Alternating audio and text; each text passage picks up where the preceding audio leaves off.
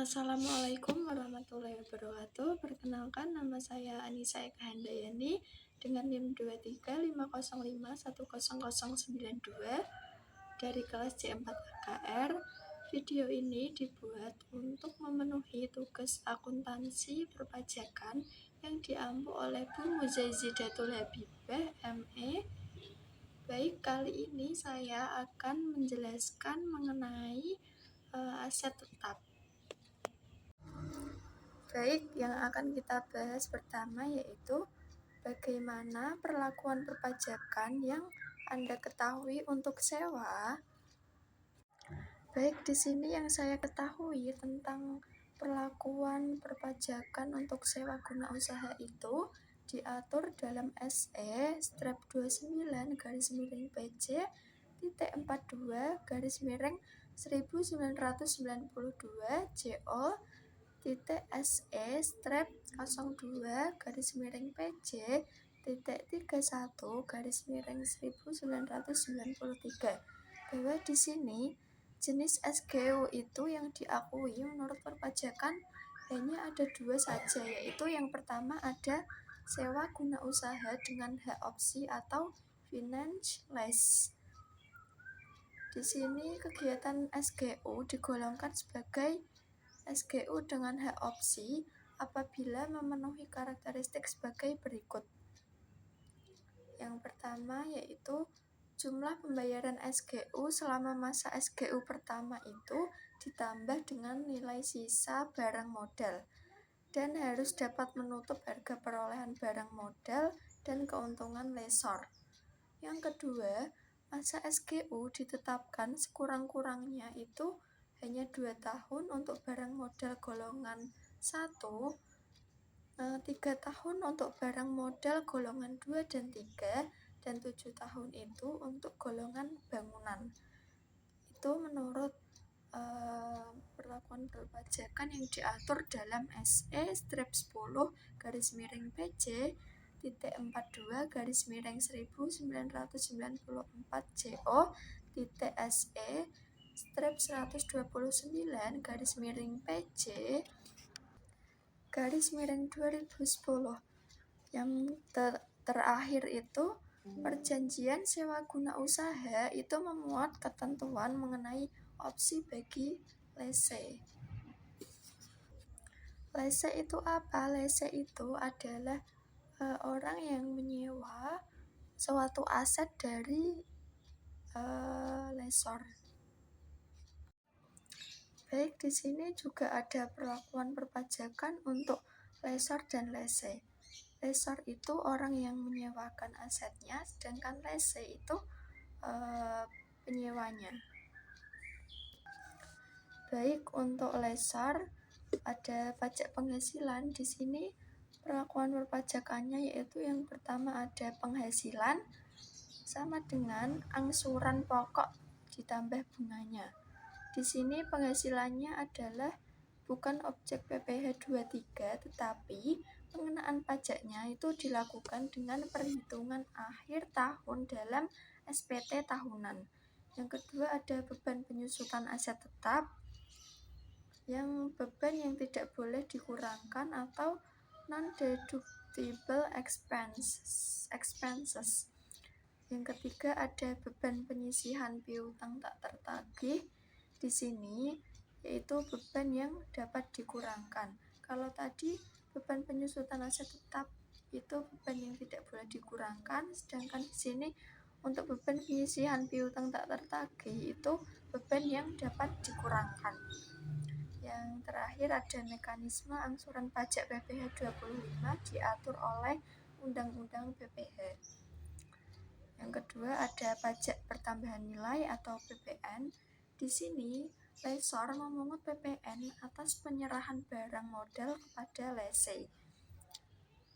Selanjutnya perlakuan perpajakan untuk lese. Yang pertama ada pajak penghasilan. Yang pertama itu ada beban sewa sama dengan angsuran pokok ditambah bunga. Di sini beban sewa itu adalah beban yang dapat dikurangkan. Jadi beban sewa di dalam lese ini bukan termasuk objek dari PPh 23 ya. Yang kedua ada beban penyusutan aset tetap. Di sini yaitu beban yang tidak boleh dikurangkan. Yang kedua ada PPN. Di sini lese tidak memungut PPN. Jadi PPN-nya itu tidak ada ya. PPN-nya dalam lese itu tidak dipungut biaya. Baik, yang kedua ada sewa guna usaha tanpa hak opsi atau operating lease. Ada beberapa kriteria suatu transaksi yang digolongkan sebagai sewa guna usaha tanpa hak opsi. Yang pertama yaitu jumlah pembayaran sewa guna usaha selama periode SGU pertama itu tidak dapat menutupi harga perolehan aset tetap yang di SGU-kan ditambah keuntungan yang diperhitungkan oleh lessor. Yang kedua yaitu perjanjian SGU tidak memuat ketentuan tentang opsi untuk lese. Jadi di sini itu perjanjian SGU tanpa hak opsi tentang untuk lese itu tidak ada perjanjian ya. Jadi tidak ada ketentuannya untuk lese. Baik, di sini juga ada perlakuan perpajakan untuk lessor dan lesenya. Yang pertama lessor itu ada pajak penghasilan yang terdiri dari beban penyusutan aset tetap merupakan beban yang dapat dikurangkan. Dan yang kedua ada penghasilan sewa yaitu objek pajak PPh final atau PPh pasal 15 atau PPh 23. Yang kedua ada pajak pertambahan nilai. Di sini lessor memungut PPN atas jasa sewa yang diberikan. Baik, untuk lese yang pertama ada pajak penghasilan, itu terdiri dari beban sewa yaitu beban yang dapat dikurangkan untuk penyewaan yang barang modalnya itu termasuk objek dari PPh 23. Di sini memotong PPh 23 juga atas pembayaran sewa tersebut. Yang kedua ada pajak pertambahan nilai. Di sini lese juga tidak memungut PPN ya. Sama seperti sewa guna usaha yang pertama tadi yang ada hak opsinya. Baik, selanjutnya ada contoh soal dan juga pembahasan. Contoh soal pertama yaitu pada tanggal 25 Juli 2011 dijual mobil box sebagai kendaraan operasional seharga 60 juta pada saat dijual. Bagian akuntansi mencatat dengan mendebit kas dan mengkredit kendaraan sebesar 60 juta selama tahun 2011. Penyusutan mobil tersebut belum dihitung dan dibebankan. Mobil dibeli pada tanggal 16 April 2010 seharga 80 juta. Metode penyusutan garis lurus. Di sini pertanyaannya yaitu berapakah besarnya penyusutan tahun 2011 dan juga laba ruginya secara fiskal atas penjualan kendaraan tersebut. Baik, mari kita bahas. Oke, kita masuk ke pembahasan ya. Di sini ada 3 langkah untuk menentukan penyusutan di tahun 2011 dan juga laba ruginya secara fiskal. Langkah pertama yaitu kita menghitung penyusutannya terlebih dahulu untuk tahun 2011.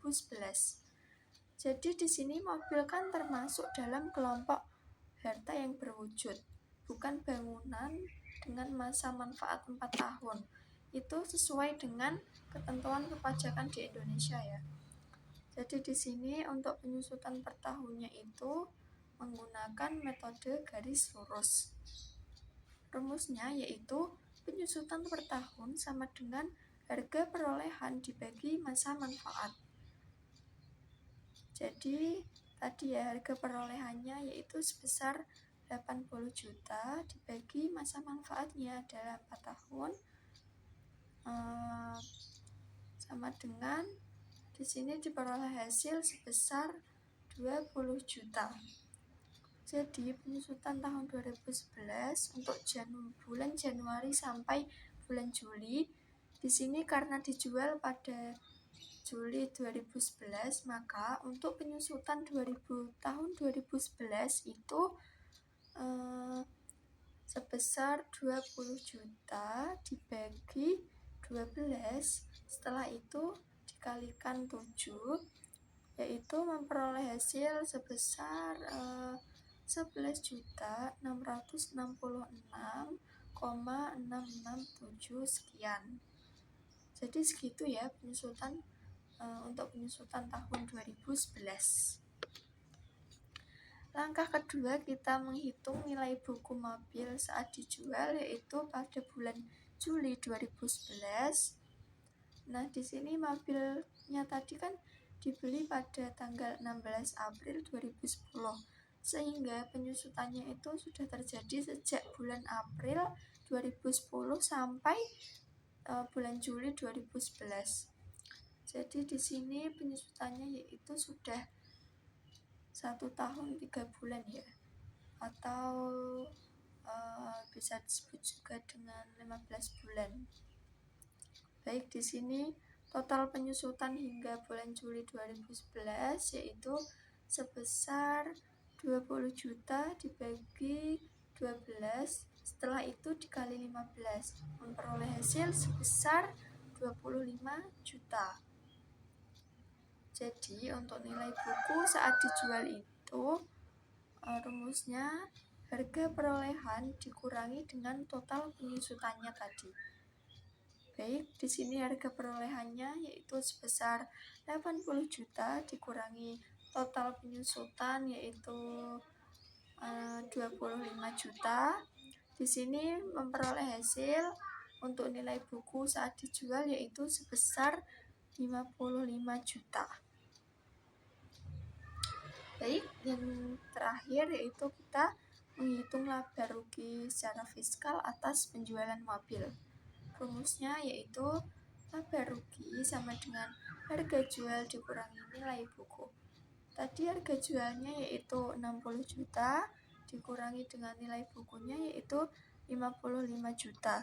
Memperoleh hasil laba ruginya yaitu sebesar 5 juta rupiah.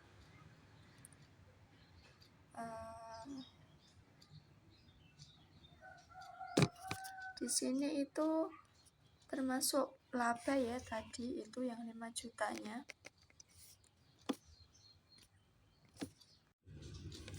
Baik, untuk contoh soal yang kedua yaitu pada tanggal 31 Oktober 2011 PT Tahu membeli seperangkat komputer senilai 4 juta. Berapa biaya penyusutan atas komputer tersebut tahun 2011 berdasarkan ketentuan pajak, yaitu strike line dan double declining balance. Baik, langsung ke pembahasan ya. Berdasarkan ketentuan perpajakan di Indonesia, komputer termasuk dalam kelompok harta berwujud, bukan bangunan, dengan masa manfaat yaitu 4 tahun.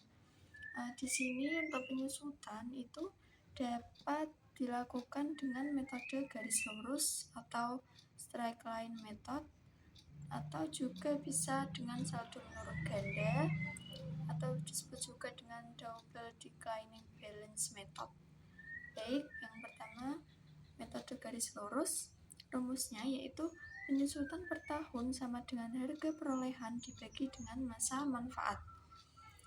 Di sini harga perolehannya yaitu sebesar 4 juta dibagi masa manfaatnya yaitu 4 tahun, memperoleh hasil sebesar 1 juta rupiah. Baik, karena pembelian dilakukan pada 31 Oktober 2011, maka di sini penyusutan tahun 2011 itu dihitung pro rata berdasarkan bulan, yaitu 2 bulan dari bulan November dan Desember.